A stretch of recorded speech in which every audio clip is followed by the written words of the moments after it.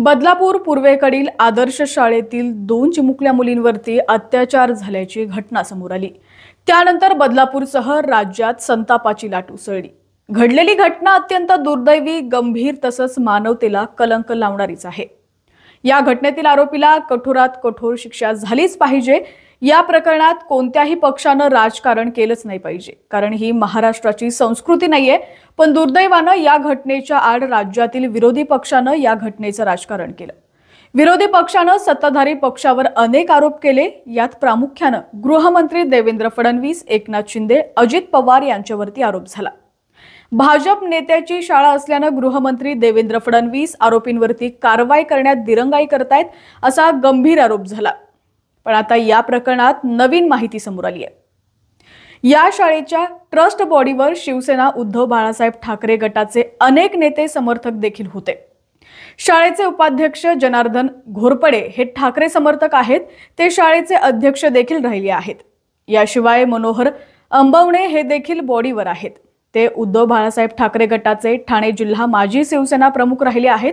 अशोक घोरपडे, हरिश्चंद्र भोईर, संजय गायकवाड हे देखील उद्धव बाळासाहेब ठाकरे गटाचे नेते आहेत। हे सर्व देखील शाळेच्या बॉडीवरती कार्यरत आहेत। संपूर्ण देश अत्याचार प्रकरणातील पीडितांना न्याय मिळवून देण्यासाठी प्रयत्नशील आहे। या प्रकरणातील आरोपींना कठोरातील कठोर शिक्षा व्हावी, यासाठी देशातील प्रत्येक नागरिक पीडितेच्या पाठीमागे खंबीरपणे उभा राहिलाय। पण काही लोक याच घटनेचं घाण राजकारण करताना दिसतायत। या प्रकरणाचा तपास लवकरात लवकर व्हावा, या दृष्टीने पोलीस खातं या प्रकरणातील पुरावे गोळा करण्याचं काम करत आहे।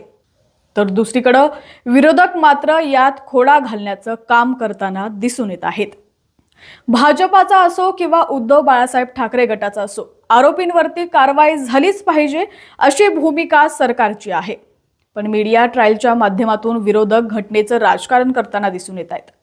उलट ते पीडितांच्या जखमा वाढवण्याचं पाप करतायत। विरोधकांकडून पीडितांच्या कुटुंबियांना राजकीय हेतूने उत्तर देण्यासाठी प्रेरित केलं जातंय। हे महाराष्ट्राचं दुर्दैव आहे असं म्हणावं लागेल। विरोधकांच्या अशा या भूमिकेमुळे पीडितांसह त्यांच्या कुटुंबियांना मोठा त्रास सहन करावा लागतोय। या अत्याचार प्रकरणातील आरोपी हा शाळेचा कर्मचारी होता। या शाळेच्या बॉडीवर भाजपसह उद्धव बाळासाहेब ठाकरे गटाचे लोक कार्यरत होते। हे सत्य नाकारता येणार नाही। अशा प्रकरणात पक्ष ही संकल्पना बाजूला ठेवणं गरजेचं आहे। आरोपी हा आरोपीच असतो। यात आरोपीला अटक करण्यात आली आहे। प्रकरण फास्ट ट्रॅक कोर्टात चालवलं जातंय। सरकारकडून आवश्यक ते पाऊल उचललं जातंय। विरोधकांनी विनाकारण घटनेचं राजकारण करून विषयांतर करू नये। घटनेतील आरोपीला कठोर शिक्षा मिळावी, या दृष्टीने सरकार जे प्रयत्न करत आहेत, त्यासाठी विरोधकांनी सरकारच्या पाठीमागे ठामपणे उभं राहिलं पाहिजे अशी गरज आहे। अशा घटना राज्यात पुन्हा होऊ नयेत, यासाठी कठोर कायदा करण्यासाठी सरकारला सहकार्य करणं अपेक्षित आहे। विरोधकांना याची सद्बुद्धी मिळेल अशी आशा आहे।